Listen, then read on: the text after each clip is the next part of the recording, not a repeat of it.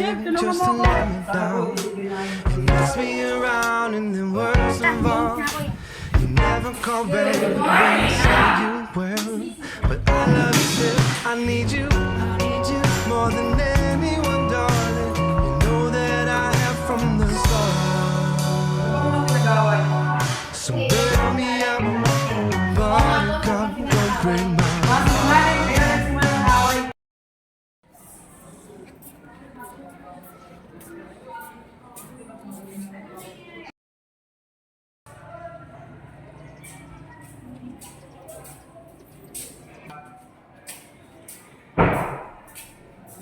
Good morning, class. Please pay attention.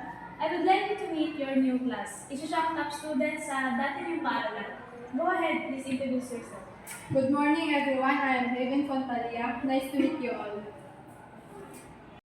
You may take your seat.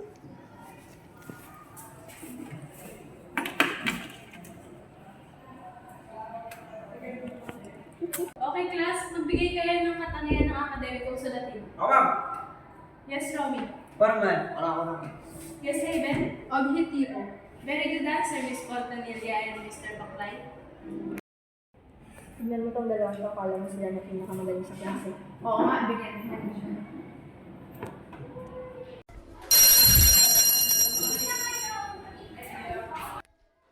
Good morning, class.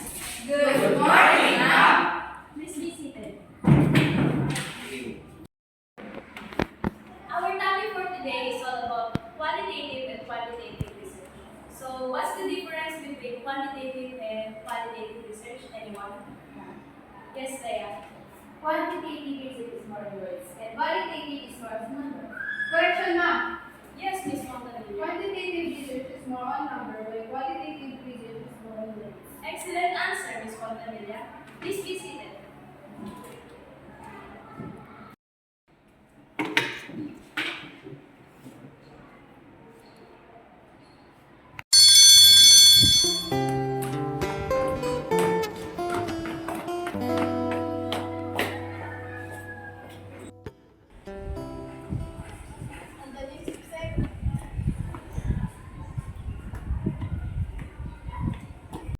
Ano bang problema niya kay Heaven? Ano bang pakay mo? Bakit pinagtatanggol mo siya? Hindi naman sa ganun, kasi mali ang ginagawa niyo. Sip-sip, mayabang, piling magaling, sip-sip, at bida-bida pa. O, Romy, nandiyan ka pala. Tara, pasok na tayo.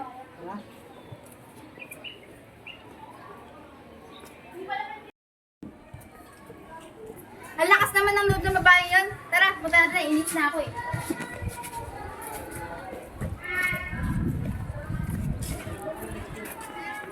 May babaita. Lakas mo naman gudbayin kami. Oo nga, napakakapal naman ng mukha mo. Uy, tigilan niyo na siya! Wala naman sa ginagawa masama sa inyo. Alam mo, ikaw kanina ka pa ha. Bakit mo siya pinagtatanggol? Bakit? Gusto mo ba siya? Hindi, pero bawal ang ginagawa niyo. Lalo-lalo na sa kaklase natin. Bago pa lang siya, pero bakit niyo ginaganyan? Hayaan mo na, Romy. Wala ka naman mapapala kung papatulan mo sila eh. Hindi, susubong sila kay Ma'am Galion. E di magsumbong ka, sino tinakot mo? Kala mo ba natatakot kami? Langhiya ka. Uy, anong ginagawa niyo sa kanya? Ba't kayo nag-away? Ibigin na kayo! Jeff, tulungan mo ako! Bakit mo si Mang Golion para pilitin siya mag-away? Ay, man! Sige, mag-away po sa Heaven! Bakit? Ano nangyari? Ay, basta! Dito po sila! Ay, ito po sila! Oy, Leia! Marielo! Aiden! Tama na yan! Pumunta kayo sa office, Aiden!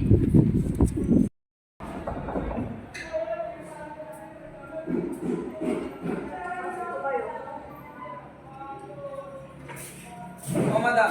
Anong kailangan? Eh, kasi po yung mga estudyante ko, lumabas sa bago na ng klase. Ganun ba? O siya, sige, papasukin mo sila at paupuin. Pag-uusapan natin dito yan.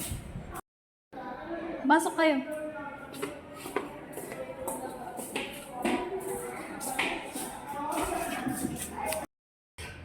Ano bang mga pinag-aaway ninyo? Si Haven po mataray, masyadong mayaman. Oo nga po, siya pang sila ng away. Mga sinungaling, kayo nagsimula ng away, hindi si Haven. Bakit ba ang laki ng galit mo sa akin? Hindi ko naman kayo inaaway ah. At isa pa, gusto ko lang naman mag-aral ng mabuti at magkaroon ng bagong kaibigan. Kasi ako nang maulit yung nangyari sa akin sa dati kong paaralan. siya mga ate at mga kuya. Makinig kayo sa sasabihin ng sekretarya ko. Hindi niyo ba alam mga ating nila? Hindi pwede ang ginagawa natin sa pangalan ito. Nag-aaral kayo dito para respeto at natuto kung paano gumalang sa mga klase mo. Tama! Nangangako ba kayo, Leia at Maria Lu, na hindi nyo nasasaktan at bubulihin itong kaklase nyo?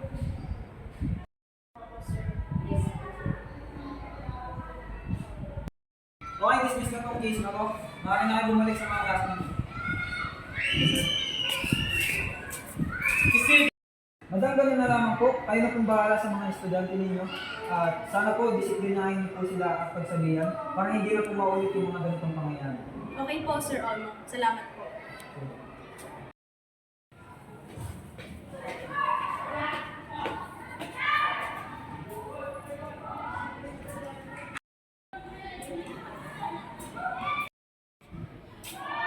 Good morning, class. Good morning, ma'am! Please be seated. Meron lang akong gustong sabihin sa inyo. Please listen carefully. Gusto ko lang sabihin sa inyo ang ibig sabihin ng bullying.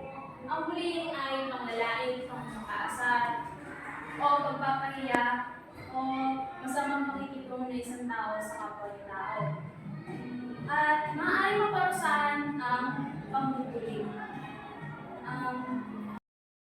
May batas na ipinatupad sa ating pamahalaan laban sa pambubullying.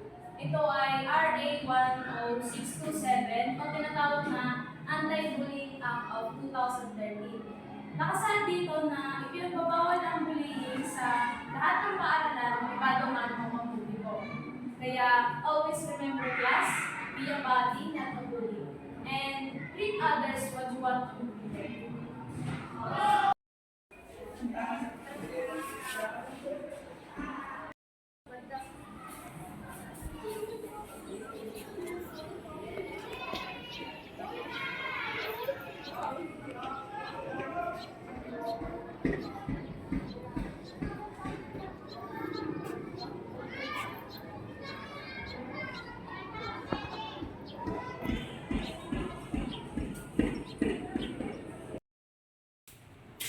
Di ba ba matipigay mo ito? Ba't ano masyadong marami?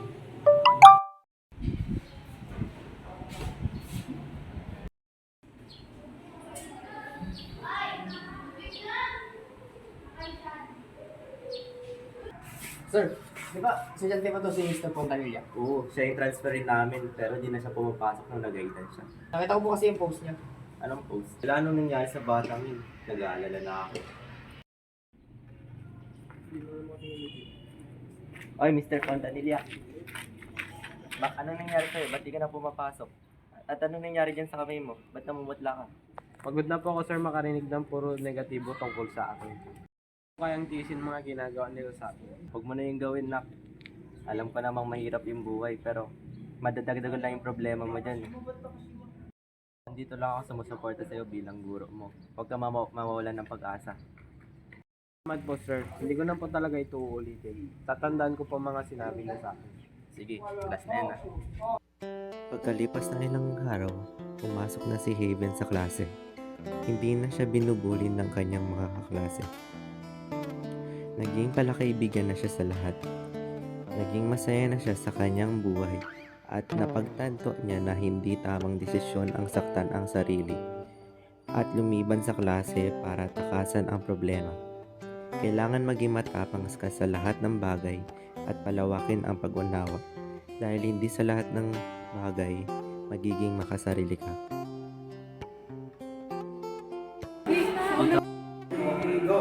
You may take your seat.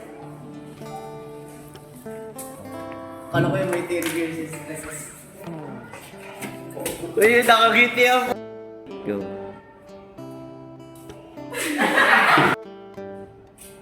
Good morning, class. Good morning, ma'am. Okay, this. So, our topic for today. Our topic for today is overall.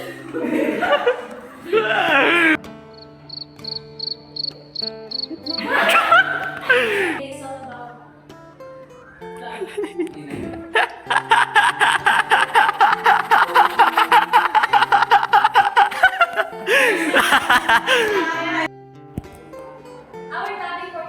Wait lang, naglag... Wait, tinginan kayo. Diba? Ano bang problema nyo kay Heaven? Ito naman! Ano bang problema nyo kay Heaven? Hindi ko alam kung saan ako tiyo. Ano bang problema nyo kay Heaven? Bakit? Baliw ka. Naiinis na ako sa mga baba. Nainis na ako sa babae. Ang yun. Ay, babait na. Nanghiya ka. Uy! Uy! Uy! Uy, Jeff! Tandang Jeff! Uy, tayo ito! Ay, wala ka. Bakit